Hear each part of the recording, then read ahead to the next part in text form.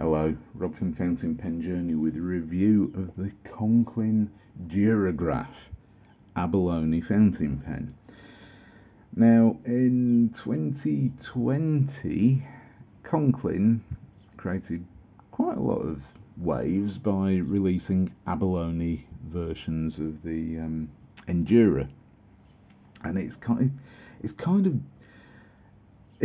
got tainted for me because they did a limited edition, so it was a limited edition run, and then they decided, oh, this has been successful. Those pens sold out. I managed, thankfully, to get hold of one, and then a few weeks, months later, they went, here's another Conklin Endura limited edition abalone, but this one comes with a gunmetal trim. And it was like, hang on a minute. So, and I bought that one too because, yes, I really liked it. And then in 2022, here we go with yet another Conklin Abalone fountain pen. So this is the Conklin Duragraph Abalone, slightly cheaper, which is, nice to see. Becomes more affordable. It's not a limited edition, which is really good. So it's available, thank God. And I was, over the years, very, very annoyed at how Conklin, my first experience of Conklin fountain pens was a Conklin Duragraph with a medium steel nib, so it wasn't the Duraflex or anything fancy like that, and it wrote so badly. It was the most expensive fountain pen I'd purchased to date when I first started Fountain Pen Journey. And I was getting into fountain pens, and I spent the full, whatever it was, 50 quid on one of these pens as a really special treat, and it wrote awfully. It was shocking. I even tried to fix the nib, and it was still shocking, and it really, really put me off. That video is still live, because I thought, you know what, I got a lot of flack as well for it. People were like, oh, I don't care. I did at the time. It was like, well, I'm not going to do a fountain pen YouTube channel if you can't hold an opinion about anything, because, you upset somebody's favourite brand. I love Pelikan. I didn't include Pelikan in my top 10 fountain pens of whichever year it was, and you wouldn't believe how many people were like, you haven't included Pelikan, there's something wrong with you, blah, blah, blah. Well, there you go. Here you go. Here's one for the haters. I really like Conklin now because I bought quite a few of their pens because I like the look of them, like this. And in all honesty, you know what? I've been much, much happier with these fountain pens. So maybe Conklin have improved the quality of their nibs and feeds, and now the pen's actually bloody right, rather than being absolute duds, which you just basically chuck in a drawer. To be honest, it almost went in the bin. So there we have it. Several Conklin fountain pens further, and I had to buy the Conklin Duragraph in Abalone. So let's look at it. On the top, Conklin, yes. Just in case you weren't aware, flat top, nice looking pen, nice black cap, nice teardrop shaped clip, all in silver embellishments on this pen. Quite tight but firm. Cap band with Conklin down here, and yeah, usual stuff. But the most important thing, abalone. Some people may know this as paua shell. Now, to me, it's paua shell. I used to be a gemologist, so I understand different gemological materials, different minerals, and this is one of the, if you like, more attractive, cheaper sort of versions of mother of pearl. It's from an abalone, which is why it's called abalone. And an abalone is a sort of fairly sizable single-shelled mollusks. They're not bivalves, so they're quite big, meaty things which have a great big muscular foot, a bit like a sort of flattish, large snail. And they crawl around on the seabed, eating whatever it is they eat, and it's quite a delicacy. Certain places, I think America and the like, the USA, they catch these and they make quite good eating. They're edible. I've never tried it. I just know paua shell, because in the jewellery business, this is something that you use to inlay various bits of jewellery. You can also use it as a cabochon. You can basically make a flat piece like this, and then you put like a capped dome, clear dome over the top, and it looks really, really nice. So paua shell or abalone, really attractive material, and you can see in this sunlight how that play of blues, greens, purples, occasional bit of silver and gold and darker pieces actually looks so great, and it is well inlaid.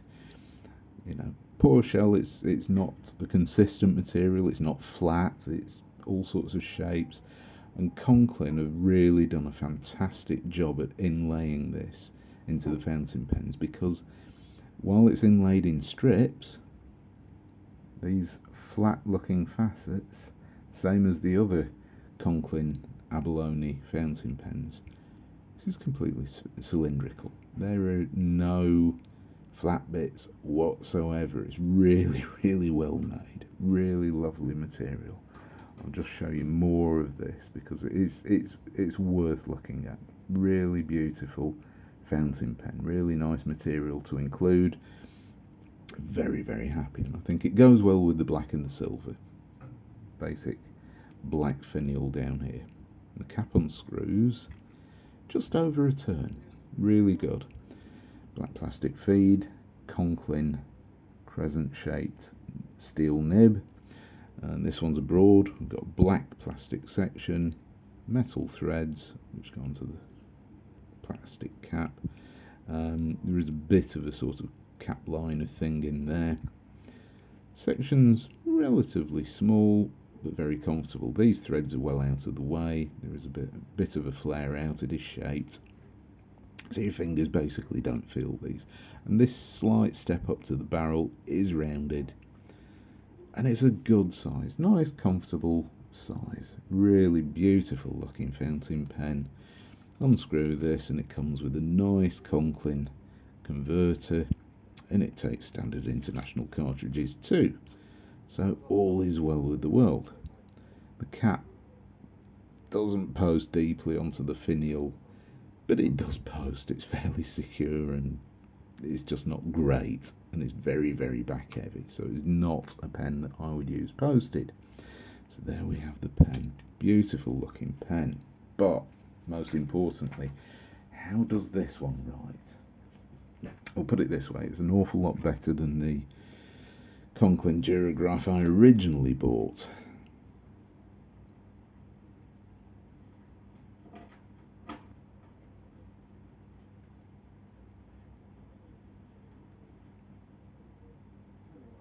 Now the Conklin Duragraph is available in a whole range of different colours, so you've got a lot of choice there. Some are limited editions, some are special editions, but this one seems to be still widely available, and it's a nice pen, no doubt about it. Really attractive.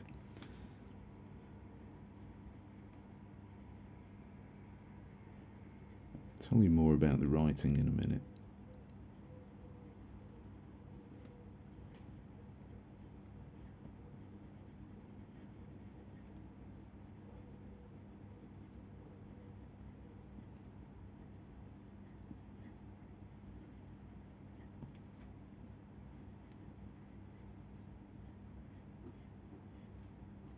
Yeah, nice and wet. And reverse writing with this nib. Yeah, absolutely fine. It's quite smooth. In fact, it's really, really quite pleasant. So we've gone from a broad down to an extra fine. Really, really good. Talk about the ink in a moment, but am I impressed with this fountain pen? Yes. Definitely the colours, definitely the look. Really nice design. Happy, happy, happy, happy. But writing, am I happy? Yes. It definitely gets a thumbs up from me. It is one of the nicest broad nibs that I've used for quite some time. There's nothing fancy about it, but it's smooth. It lays down the ink well, it doesn't hard start, it doesn't skip.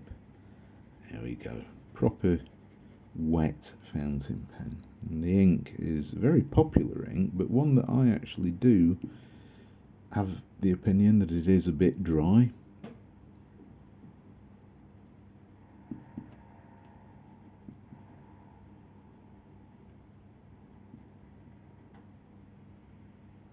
It's a nice teal, and it's Diamine Aurora Borealis. So it's a nice colour, but I've tried this in so many pens, and so often I find it just seems dry. So in this nice broad nib, it actually works quite well. It does, if you're doing long writing sessions, you know, several pages, it does seem to get a bit drier. I think that's mainly because this pen is using so much ink. It's starving the feed slightly, but that isn't this pen's fault. It's only the fact that I think that the ink matches the pen so well. I keep using this ink in this pen. If I used a different ink, normal, if you like, wetter ink, yeah, wouldn't have that issue at all. But it's not a problem, put it that way. So, well matched ink to this pen, and a beautiful, beautiful fountain pen. Really, really lovely colours.